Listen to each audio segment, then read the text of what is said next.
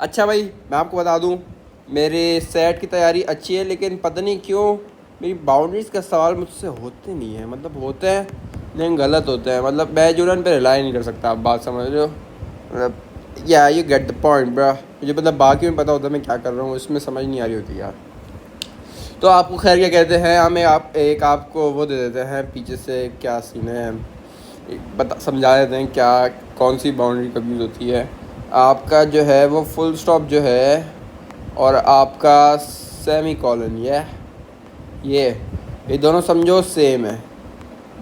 Same to Sam, सही है, Sam to Sam. उसके बाद फिर आपका आता है कॉमा। कॉमा फिर be used when separating list items, separating list items, separating अपना dependent clauses,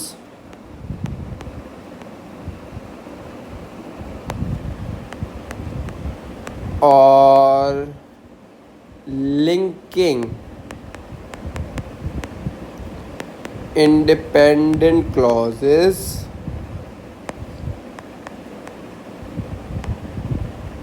via fan boy. अगर आप में से किसी को नहीं पता फैन बॉय क्या है तो कोई टेंशन लेने की जरूरत नहीं है।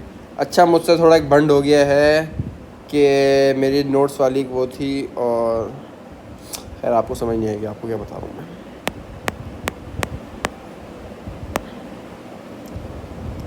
मैंने पूरा सब कुछ लिखा हुआ है यहाँ पंक्चुएशन का। ऐसा करता हूँ मैं, इसको अभी थोड़ा मिनिमाइज़ कर देता हूँ, कोने में करते हैं इसको। ये पढ़ लें, ठीक है, ये पढ़ लें, सब समझ आ जाएगा आपको।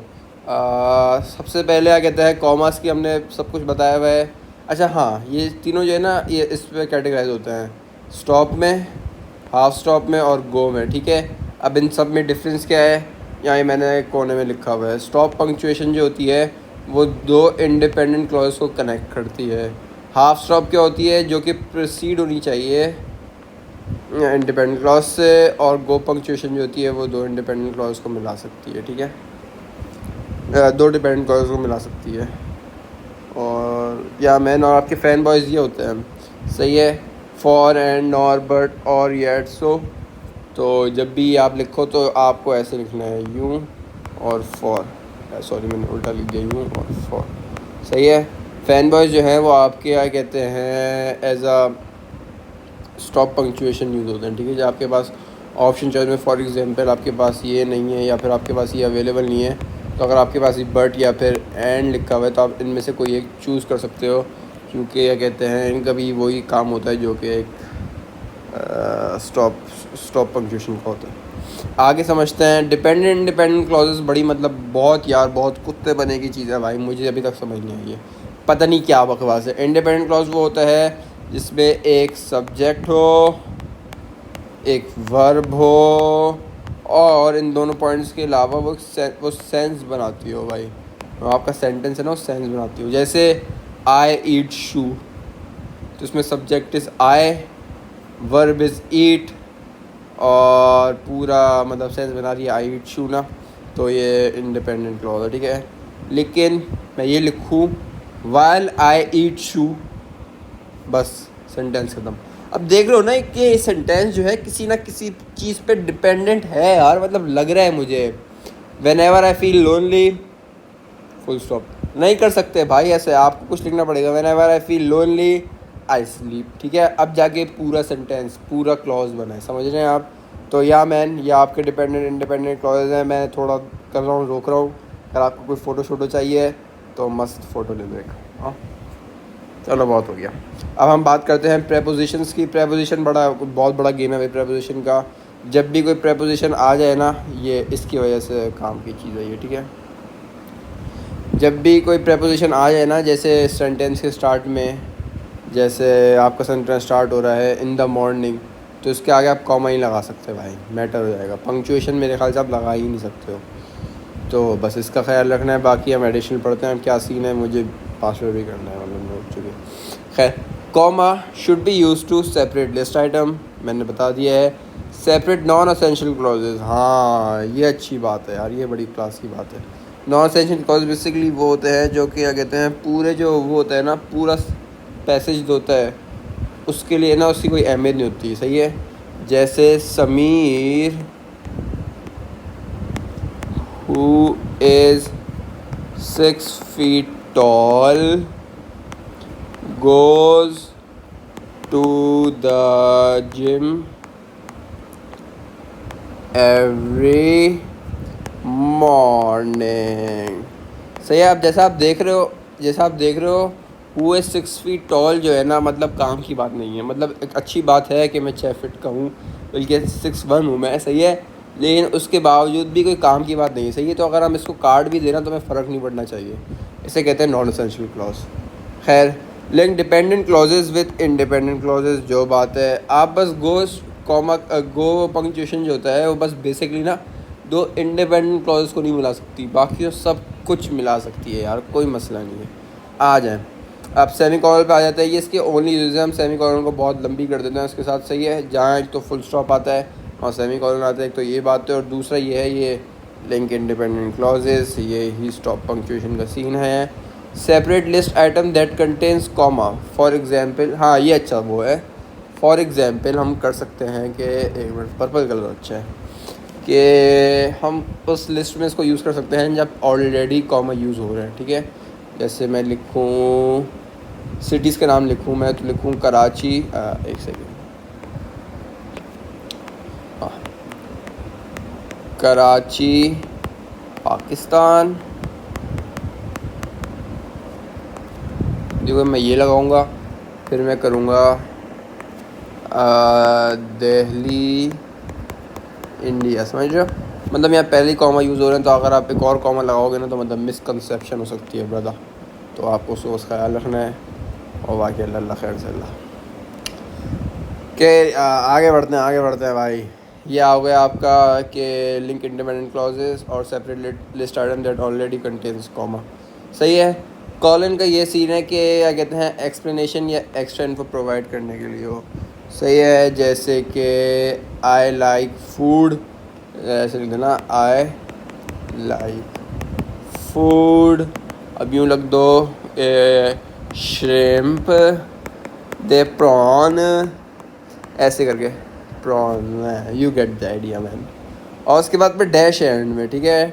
डैश ये होता है कि आप नॉन एसेंशियल क्लॉज को सेपरेट कर सको। जैसे वही 6 फीट टॉल वाली एग्जाम्पल मैंने आपको दी है, और उसके आगे पीछे डैश लगाया है तो मतलब कि वो नॉन एसेंशियल क्लॉज है।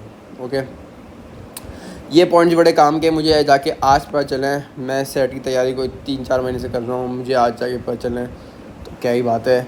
Any sentence starting with a जेरुंड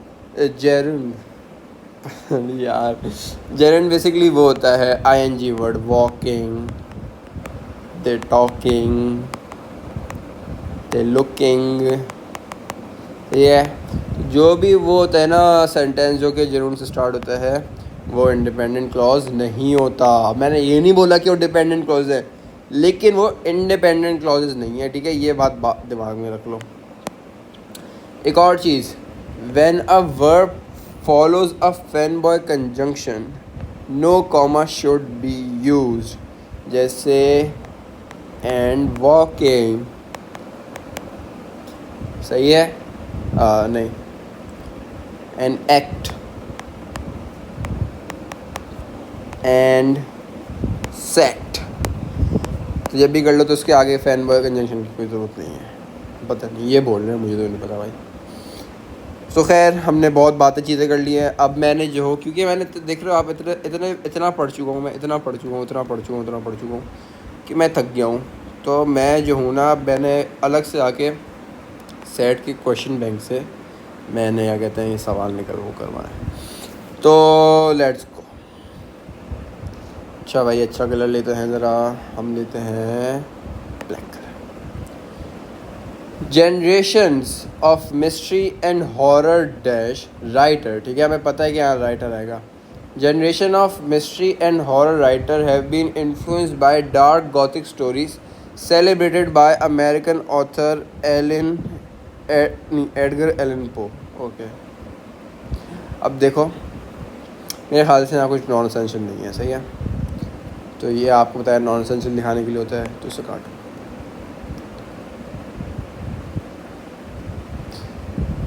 option D पे आते हैं, generation of mystery and horror writers.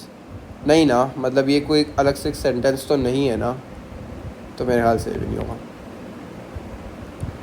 ये। यार मुझे सी भी नहीं लग रहा, सही है। मुझे तो बस इतना बेसिक, मुझे तो ए लग रहा है भाई इसका। Generation of mystery horror writers have been influenced by dark gothic. हाँ सही है। मेरे ख्याल से अगर आप ये कॉमा लगाओगे ना, जैसे अगर आप कॉमा लगाओगे यहाँ राइटर्स के बाद कॉमा, तो ये ना पूरा ये वो हो जाएगा, नॉन एसेंशियल ये कट जाएगा, जो कि आप चाहते नहीं हो, मतलब काम की चीज़ है ब्रो। तो यार मैन मेरे ख्याल से इसका आंसर ए है। और बाय द वे मुझे इसका आंसर खुद भी नहीं पता है, तो अभी हम आपके सामने साथ साथ चेक करेंगे। देखो मैंने सारे सवाल अभी अभी अभी अभी क्या कहते हैं किए हैं। आगे, the radiation that dash during the decay of radioactive atomic nuclei is known as gamma radiation. अब देखो, हाँ एक और अच्छी बात बताता हूँ मैं आपको, ज़रा बहुत क्लास की बात बता रहा हूँ। ये मैं टेंसेस पे भी आ गया हूँ, वर्ब पे आ गया हूँ सॉरी। जब भी न्यूक्लियाई या फिर मैन, कोई सिंगुलर कोई भी चीज़ होती है ना, तो उसके साथ जो है ना वो एस वाली चीज़ लगती है, ठीक है। जैसे अकर्स होगा, मैन नहीं क्या मेरे पास एग्जांपल नहीं आ रही, लेकिन हाँ, Sameer walks to walks and talks to talks, सही है। या फिर दे देम शी शैम, जो भी है। तो मेरे ख्याल से इसकी जगह अकर्स आएगा। ओके, तो जब भी क्या कहते हैं कोई सिंगुलर चीज़ आएगी, तो जिसका जो भी सब्जेक्ट अगर सिंगुलर होगा, तो उसका वर्ब जो है उसके एंड में ऐसा आना चाहिए। आगे आपको और दिखाते हैं। द रेडिएशन अकर नहीं नहीं नहीं नहीं नहीं the radiation occurs during the decay of the is known as,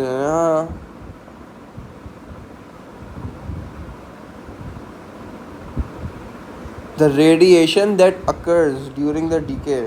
मैं सही हूँ यार, मैं सही हूँ। आगे बढ़ते हैं बेटा।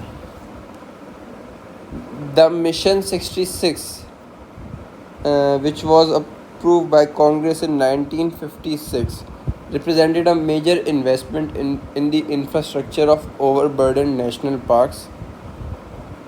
It prioritized physical improvement to the parks, roads, utilities, employee housing and visitor facilities while also educating.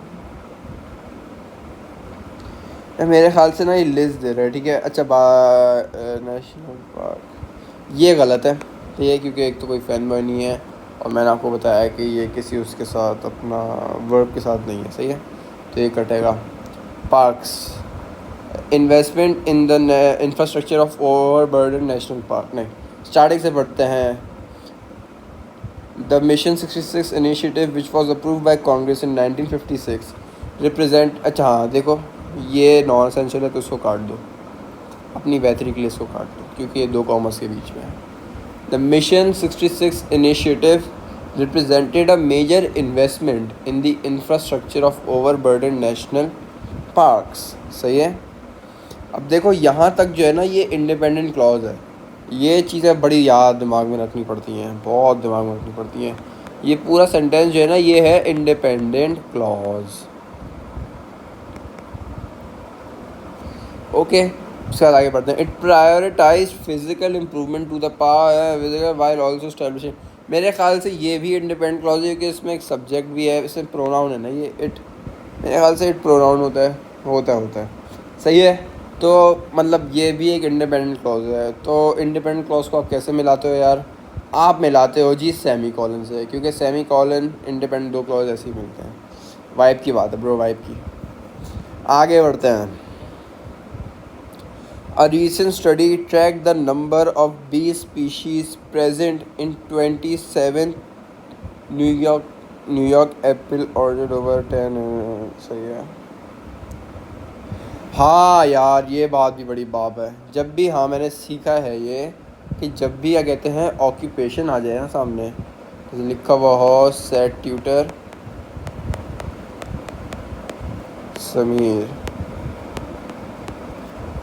सही है। ये अगर सेंटेंस है रॉक्स फॉर एग्जांपल, यार रॉक्स, तो क्या कहते हैं इसमें, हम इसके बीच में कुछ वो नहीं आएगा, कोई पंक्चुएशन नहीं आनी चाहिए।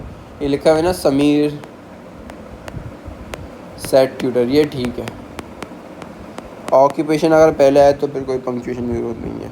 तो मेरे ख्याल से ऑटोमेटिकली इसका है तो ये, इसका देखो ये कट गया, इसका ये भी कट गया। रीसेंट अब देखते हैं कि क्या कहते हैं, ये बेसिकली दिखाना चाह रहे हैं कि एसेंशियल है कि एसेंशियल नहीं है। Recent study track the number of bee species present in 27 New York apple orchards over 10 year period. जो भी है, entomologist Heather Graff found that when wild growth near orchard clear the number of found that when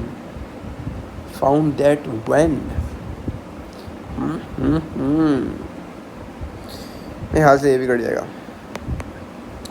ये नहीं आना चाहिए पे। Explain ये कर रहा है, दैट एक्सप्लेन कर रहा है।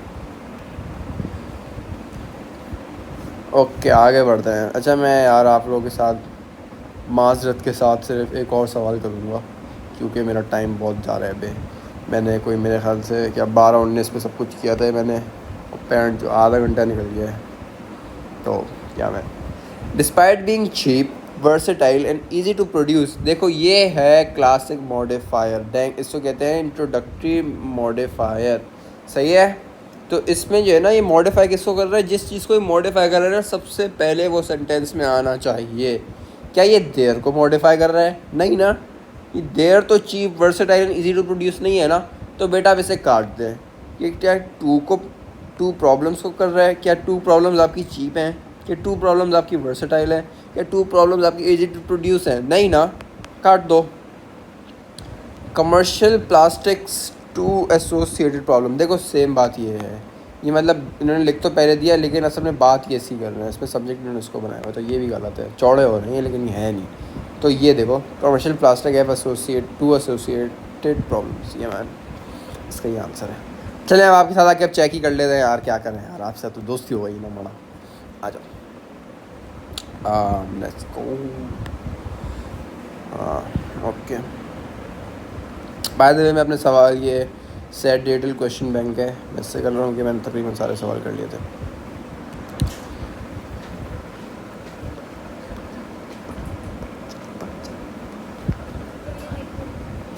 अच्छा भाई, अब क्या कहते हैं, क्वेश्चन 1 देखते हैं।